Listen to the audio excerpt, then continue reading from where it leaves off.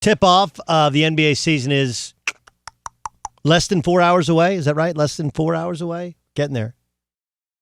It'll be in Toronto where they won the championship, and people in Toronto are going to get bent.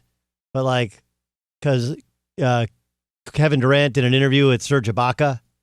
He's like, yeah, look, if I didn't get hurt, we would have won.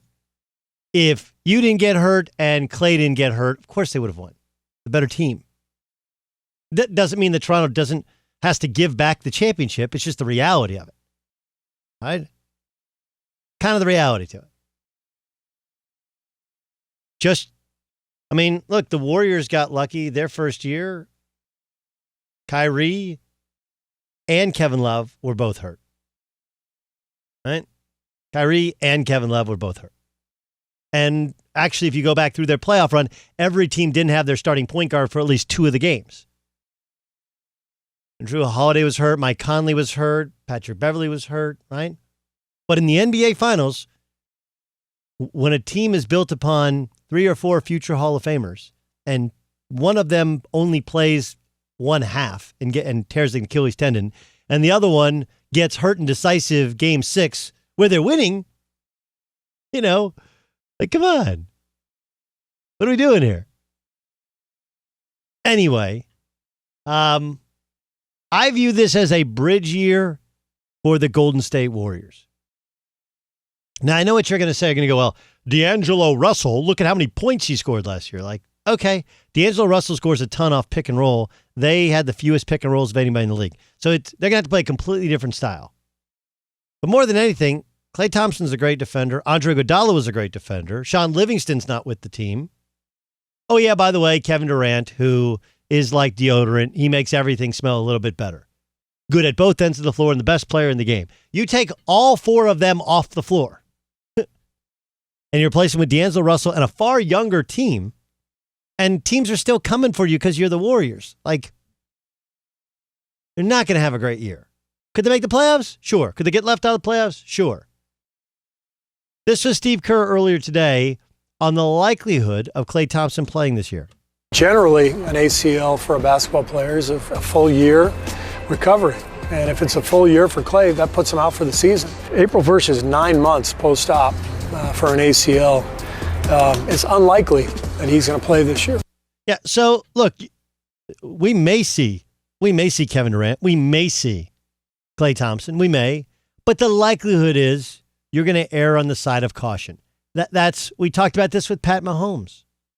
And both of these guys are older. They're into their 30s, and you're talking about potentially career debilitating injuries that you could have, kind of chronic things set in if you come back too soon. But what we have is, and I pointed this out when people missed, when LeBron initially went to the Miami Heat, right? The reason that so dramatically weakened and changed the Eastern Conference was the best team in the East was the Cavs the year before. They won 61 games. One of the better teams was the Toronto Raptors. So in addition to adding LeBron to Dwayne Wade, you pulled out the legs from the Cleveland Cavaliers. You built up one, destroyed the other. And you did the same thing to the Toronto Raptors. So it wasn't just that a super team was created. A super team was created while 2 other playoff teams, most notably the best team record-wise in the Eastern Conference, were destroyed.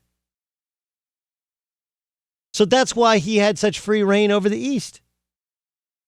And by the time he left Miami the second time, Dwayne Wade was washed up. And Chris Bosh ended up having the blood clots the very next year. That pulled out the legs from that team. The opposite has happened this year.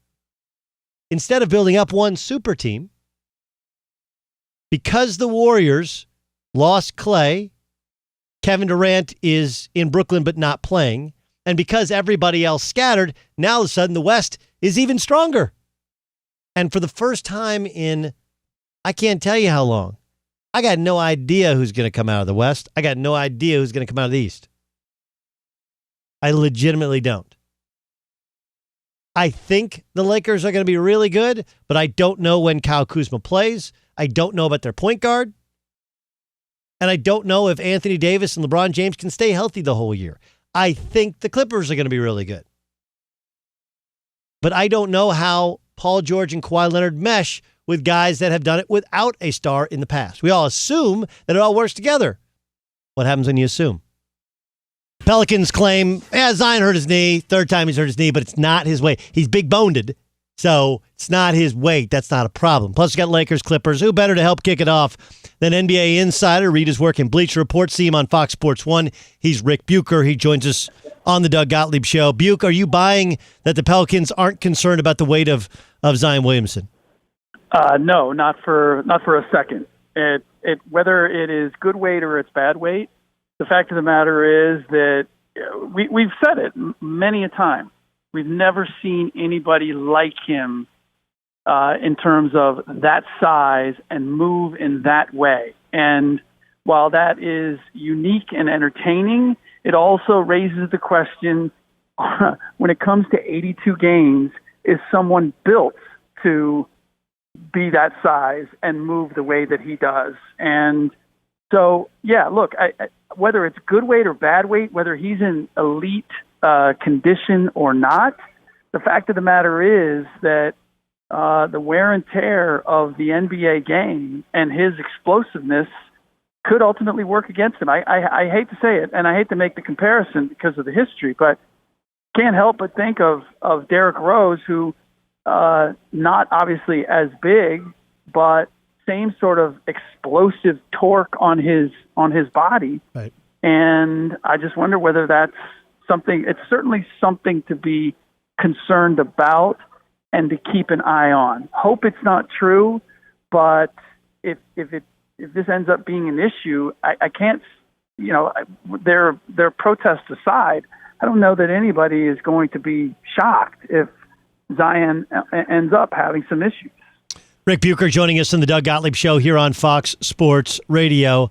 Buch, what's left in Toronto? I think a very good team. This is what kind of shocks me, is that people are dismissing them and putting them, middle of the pack. Yeah, they're a playoff team. They're not going to be nearly as good. First of all, I don't see anybody in the West, or in the East rather, that scares me, that is a prohibitive favorite, and I include the Milwaukee Bucks in that. I still need to see Giannis Antetokounmpo take the next step. And then the second part is there's that institutional knowledge of what they went through collectively and some of the young pieces that they have that can grow, specifically Pascal Siakam. So ultimately, I look forward to seeing what they can be, but I have no reason to think that they can't be in the mix at the top of the Eastern Conference. Most surprising contract extension in terms of dollar figure is who? Probably DeJounte Murray. I mean, it makes sense when it comes to the Spurs, but based on everything that I had seen up to now, I wasn't necessarily sold. Maybe he had a great offseason and convinced them what he can be. It's not crazy money, but it's one of those where why not? I mean, do you think, unless they think that they're getting a bargain now, he's going to be infinitely better, could have taken the wait-and-see approach in my mind. Lakers Clips tonight at Staples Center. Let's first start with the Clippers. The assumption is they're going to be there in the end, but what are they going to look like without Paul George and adding Kawhi Leonard to a team that had great cohesiveness, but it's going to have to kind of change who they are? Yeah, well, the good thing is that I really think that they're trying to change their template. They were much more of an offensive team than a defensive team last year. They've added a lot of pieces quietly that I believe can fit that. They want to be, I was just told this on good authority, and I don't know if you knew this, but that Steve Ballmer has a thing about the Detroit Pistons, the bad boys, and the Chauncey Billups, that he wants a tough, physical team. That's the way they want to play, and kind of Doc wants to play that way too. And so they've maneuvered themselves into being more of that kind of team. And with that in mind, getting Kawhi and having him lead that charge, I think is perfect for them. Where they're going to miss Paul George in my mind is when I look at that roster, I need playmakers, and Kawhi draws a lot of attention and will give the ball up. I don't see him as the quintessential passer playmaker. I think Paul can be that. Patrick Beverley's not really that. You look across their roster, they don't really have that. Lou Williams really isn't that. So that to me is where they're going to miss him. But since they have this new template of we want to be a defensive team first, we want to be a physical team first, I believe that they can do just fine until Paul shows up. All right, what about the Lakers? Kind of wishy-washy on Kyle Kuzma. What's the real story with Kuzma? I was just at shoot-around this morning. He was running through, 5-on-none, so he is moving around. Don't get a sense of, I don't have any more insight in terms of when we will see him than anybody else. So I don't know where to put that. I will say they need him. They need to, and I don't even know if they have him, if he's enough, because this is the distinction. What, for me, the Clippers want to be defensively, that's my question with the Lakers. What are they going to be defensively? And are they just going to be an offensive team? I don't know that ultimately gets you there. I believe that you have to have a defensive stinginess to you, and your best players have to lead you in that direction. What is LeBron James? Brian Windhorst did a piece today for ESPN that, to me, was the question last year already. I thought that LeBron needed to lead them defensively if they were going to be the best that they could be. That hasn't changed for this year. I believe that that's where he has to set the tone and the template for this team. And if he doesn't, then I think they'll be good. I think they'll be dangerous. But I ultimately don't see them as being the best in the West. Great stuff, as always. Ric Bucher, who will be at Clippers versus Lakers tonight. Last thing, we spend so much time talking about LeBron, so much time talking about Kawhi. Yeah. Denver, Utah, Portland, who's the other team that's most worthy of us to keep our eye on? Boy, that's a great question. I know. I'm good at what I do. It's a great question. I don't know how Denver gets better. Like, I think they're really good, but I feel as if they're maximizing what they are. Utah, I guess, how much does Mike Conley bring to the table? If Mike Conley stays healthy, then I like them. If he can't, then I think that we're same spot. What about Portland, real quick? Then the Trailblazers for me are by default they're the team, because we never count them in. But it's so wide open in the West right now. This could be that needle, that eye of the needle that they walk through, and Damian truly gets his one shot at winning a championship. Great stuff. Ric Bucher, he'll be at the game tonight. You can check out all his commentary on Fox Sports 1 tomorrow. Buch, thanks so much for joining us. You got it, Doug. Ric Bucher live from Staples Center here on the Doug Gottlieb Show. The NBA season about to get underway. You got the Pels, you got Toronto, and I don't buy for a second that New Orleans isn't sitting there going like, man, we ain't even played a game yet, and he's got another knee injury, right? Talking about Zion Williamson. Ooh. Hi, I'm Doug Gottlieb from Fox Sports Radio, and you need to subscribe to the Fox Sports Radio YouTube channel where you can hear and see me. Why not? Plus, everybody else who's awesome here in Fox Sports Radio.